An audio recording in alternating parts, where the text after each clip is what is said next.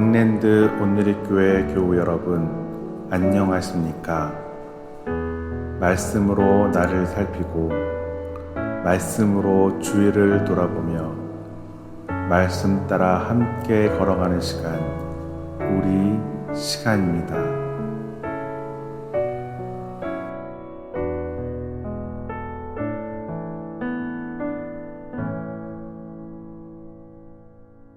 우리 10월 13일 수요일입니다. 우리 또 기도하고 하나님 말씀 묵상하도록 하겠습니다. 하나님 감사합니다. 오늘도 주님 말씀 묵상하는 자리로 인도해 주심에 감사드립니다.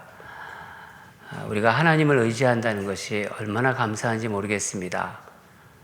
다른 사람들을 의지 않고 세상 것을 의지하지 않고 하나님 말씀에 늘 우리가 의지하고 그 말씀을 붙잡고 살아가려고 하는 우리로 인도하심이 얼마나 감사한지 모르겠습니다. 오늘도 말씀을 사모하고 말씀 받기를 원하는 그런 성도들, 또 이런 자리로 인도해 주신 하나님 아버지 감사드립니다. 말씀의 은혜에 깊이 젖어들고 말씀으로 회복되는, 그리고 말씀으로 소망을 붙잡고 그렇게 걸어가는 귀한 성도로 인도하여 주시옵소서. 감사드리며 예수 그리스도 이름으로 기도드립니다. 아멘. 오늘 말씀 보도록 하겠습니다. 욥기 7장 1절에서 10절입니다. 생명의 삶 10월 13일 말씀입니다. 함께 읽도록 하겠습니다. 이 땅에 사는 인생에게 힘든 노동이 있지 아니하겠느냐? 그의 날이 품꾼의 날과 같지 아니하겠느냐? 종은 저녁 그늘을 몹시 바라고 품꾼은 그의 삭슬 기다리나니, 이와 같이 내가 여러 달째 고통을 받으니 고달픈 밤이 내게 작정되었구나. 내가 누울 때면 말하기를 언제나 일어날까, 언제나 밤이 갈까 하며 새벽까지 이리 뒤척 저리 뒤척 하는구나. 내 살에는 구더기와 흙덩이가 의복처럼 입혀졌고 내 피부는 굳어졌다가 터지는구나. 나의 날은 배틀의 북보다 빠르니 희망 없이 보내는구나. 내 생명이 한낮 바람 같음을 생각하옵소서. 나의 눈이 다시는 행복을 보지 못하리이다. 나를 본 자의 눈이 다시는 나를 보지 못할 것이고 주의 눈이 나를 향하실지라도 내가 잊지 아니하리이다. 구름이 사라져 없어짐같이 스올로 내려가는 자는 다시 올라오지 못할 것이오니 그는 다시 자기 집으로 돌아가지 못하겠고 자기 처소도 다시 그를 알지 못하리이다. 아멘. 네, 오늘 말씀 제목은 고난보다 더 큰 하나님의 자녀. 고난보다 더 큰 하나님의 자녀입니다. 어제 본문 마지막에서 욥의 친구들이 이제 권면을 한다고 이제 옳고 어떤 그름 이런 잣대를 가지고 막 따지고 뭐 그랬는데, 그런 어떤 그래서 욥의 그렇게 따지지 말고 욥의 아픔을 이렇게 함께 해주기를 바랬어요.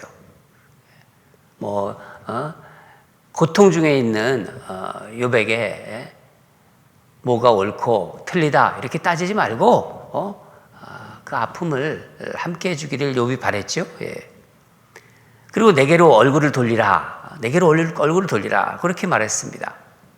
한마디로 이런 거죠. 친구여, 내 아픔을 함께 공감해 달라. 나 지금 아프다. 이 마음을 좀 알아달라 하는 그런 것을 토로했습니다. 어제도 말씀드렸지만은 고통 중에서 부르짖는 욥의 말은 그냥 말이 아니죠. 비명이죠. 우리는 욥기를 읽으면서 이 욥의 비명을 들을 수 있어야 합니다. 우리 주변에 고통 중에 있는 분들이 이렇게 뭔가 말을 할 때 우리가 그분들의 말을 들을 때 뭐 옳다, 옳지 않다 그런 어떤 이치를 가지고 따지려 들지 말고 그냥 들어주십시오. 그냥 우리는 들어야 되는 거예요. 아프다는 신임 소리를 그냥 들으십시오. 아프다는 또 그 비명 소리를 들으십시오. 얼마나 아프십니까? 얼마나 힘드십니까? 그냥 따뜻한 그 마음으로 이렇게 손을 잡아주시기 바랍니다.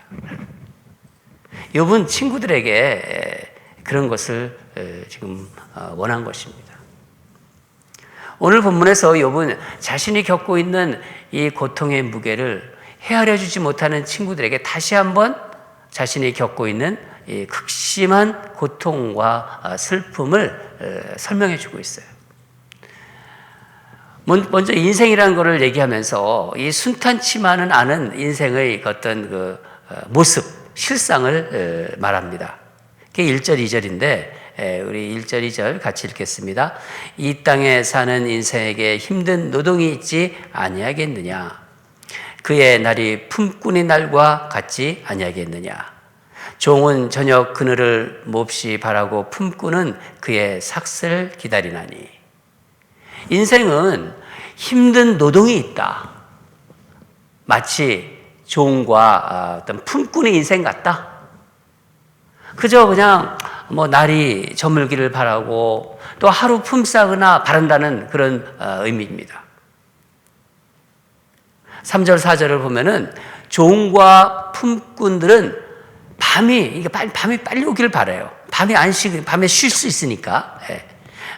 밤에 안식을 바라며 새벽이 오는 것을 또 이렇게 싫어하지만 욥은 이 고통스러운 밤이 빨리 지나가기를 바란다는 것입니다.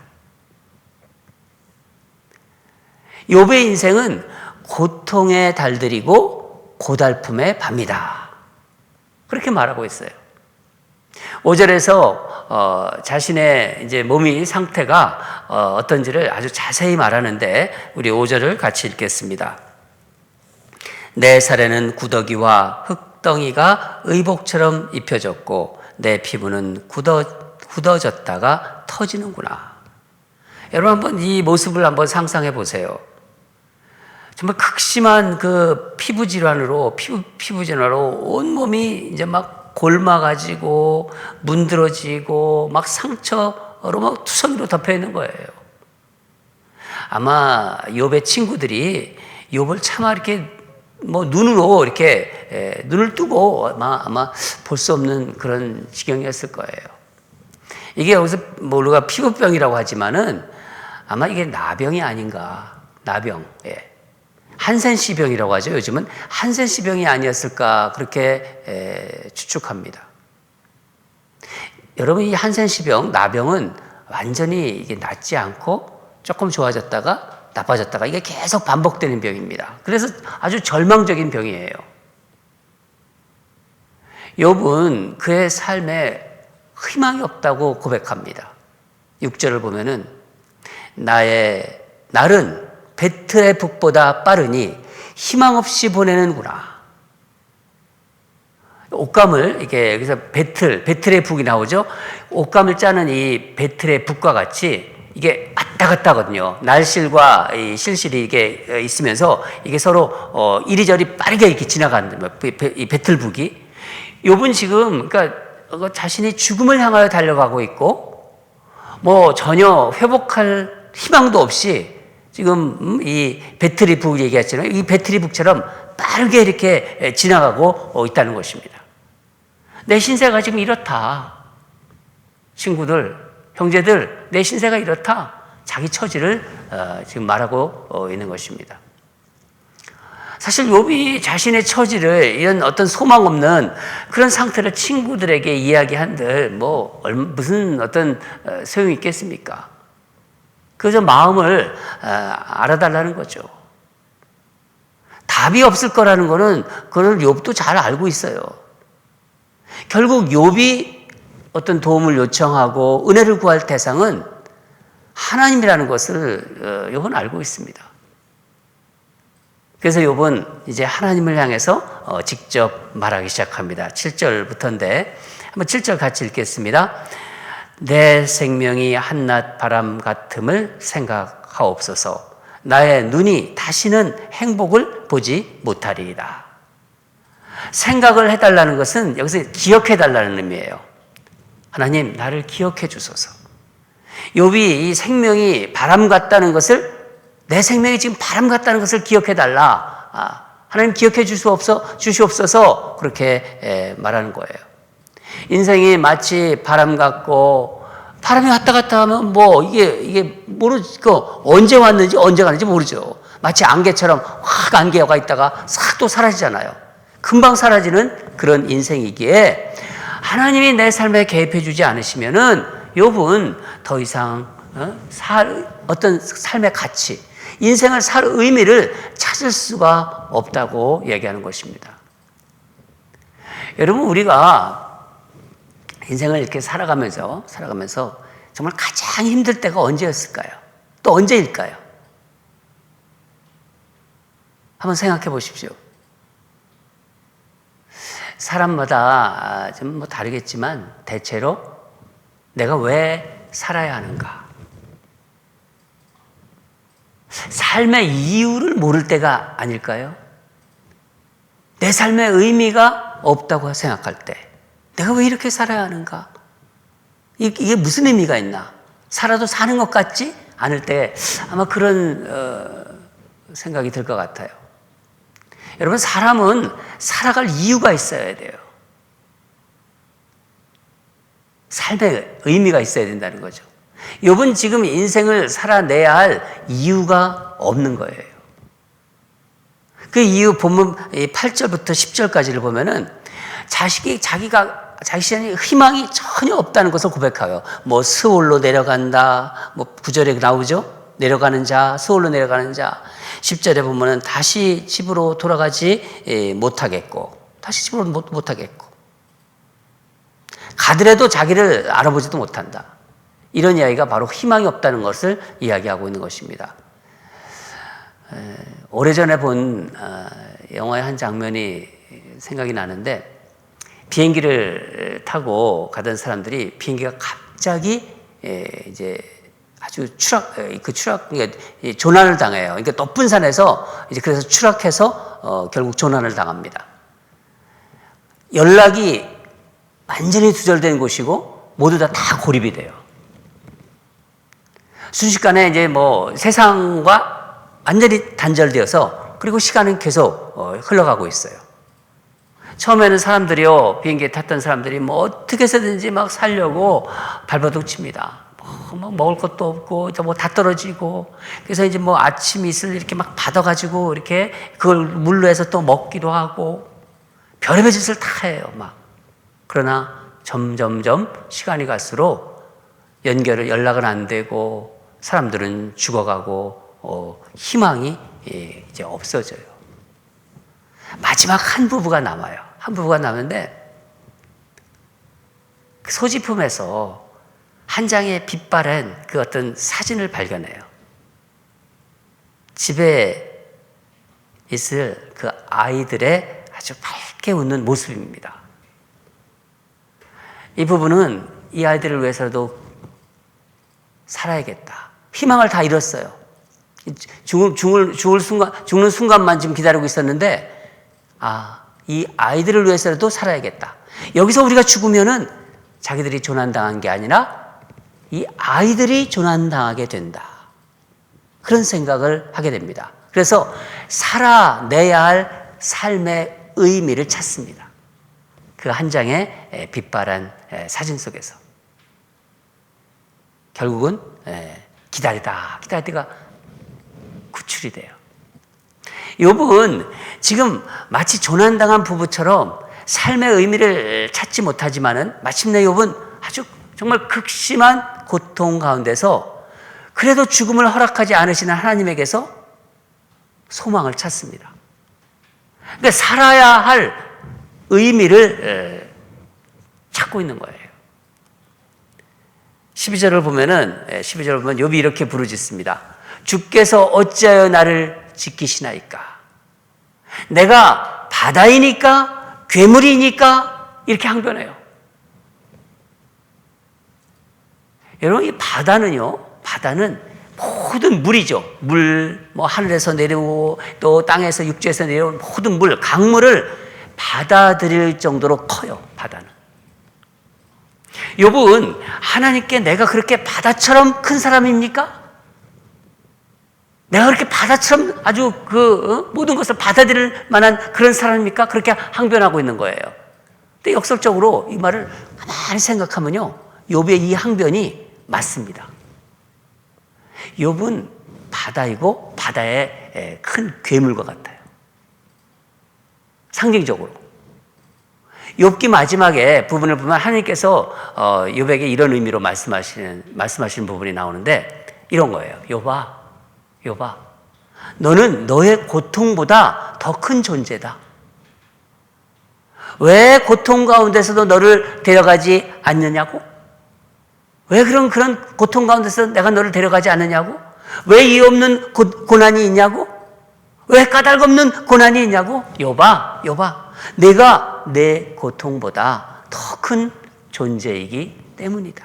너는 그런 사람이다. 그런 의미로 말씀하십니다. 여러분, 우리는 인생에서 힘든 그런 고난 속에서 고통을 만나면요, 마치 그 고통이 우리를 막 그냥 이렇게 어떻게 보면은 막 짓눌려가지고 막 삼켜버릴 것 같습니다. 그런데 한번 생각해 보세요. 지금까지 쭉 인생을 살아오시면서 그 겪었던 많은 고난과 그 고난 속의 고통에 여러분이 삼켜져 버렸던 때가 있습니까?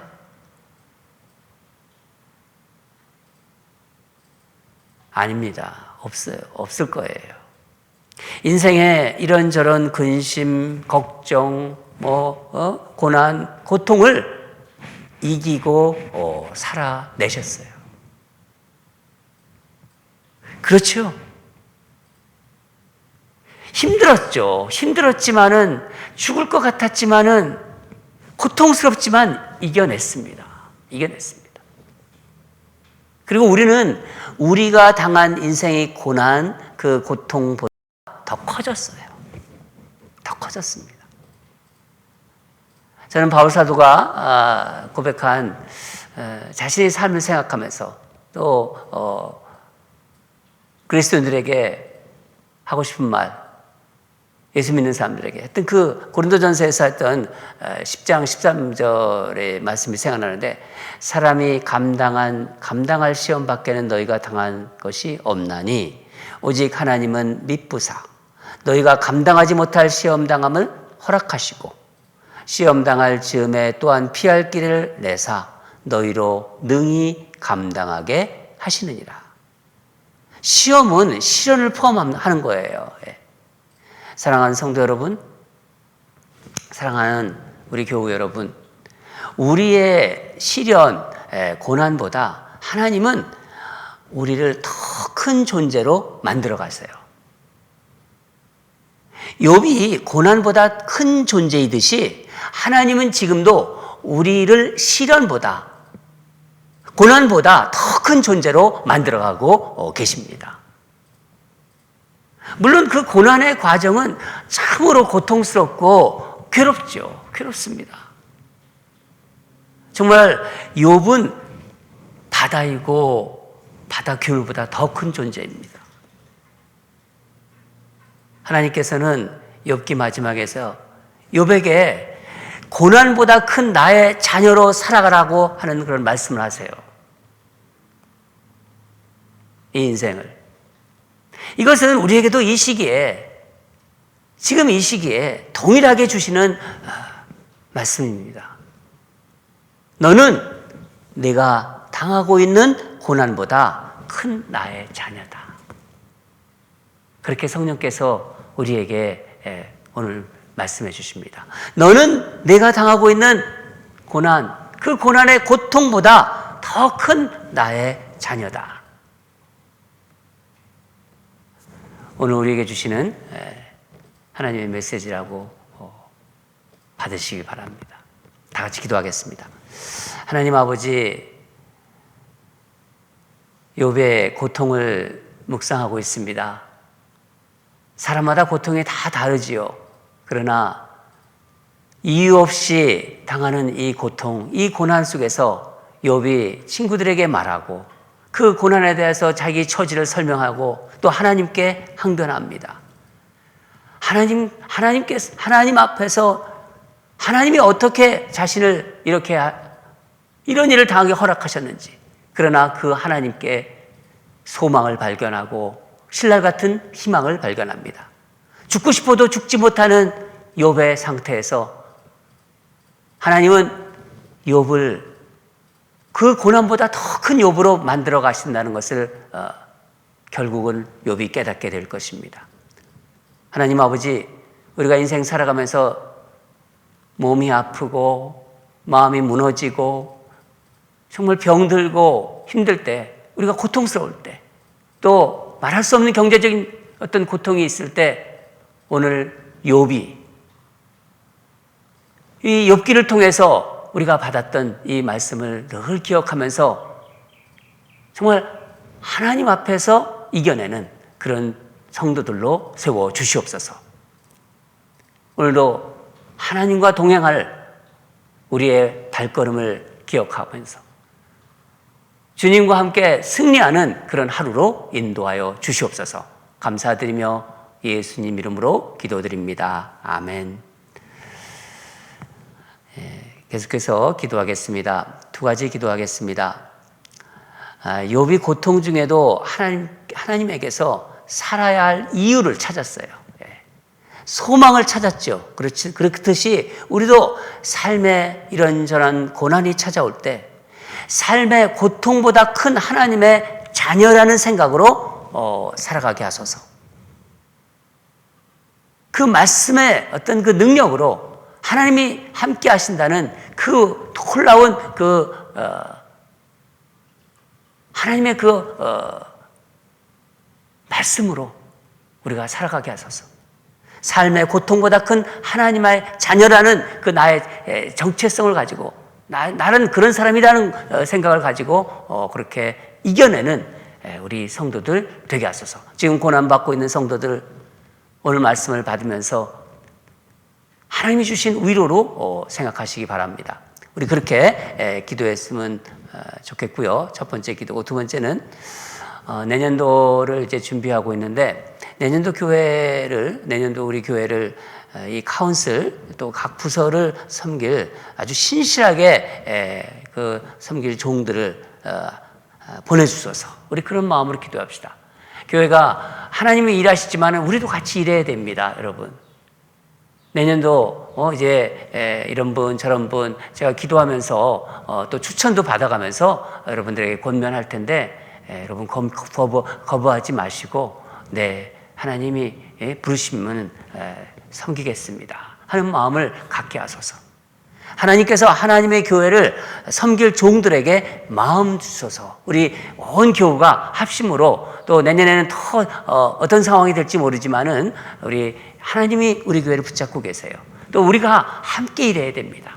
하나님도 일하시고 우리도 일하고 하나님이 우리 교회를 붙잡고 계듯이 또 여러 가지 하나님께서 복 주시듯이 우리 스스로 우리 리더들이 또 섬길 분들이 같이 하나님과 함께 아름다운 교회를 세워나가고 주님께 영광 드리는 그런 교회가 되도록 우리 그렇게 다 같이 기도하겠습니다. 다 같이 기도하겠습니다.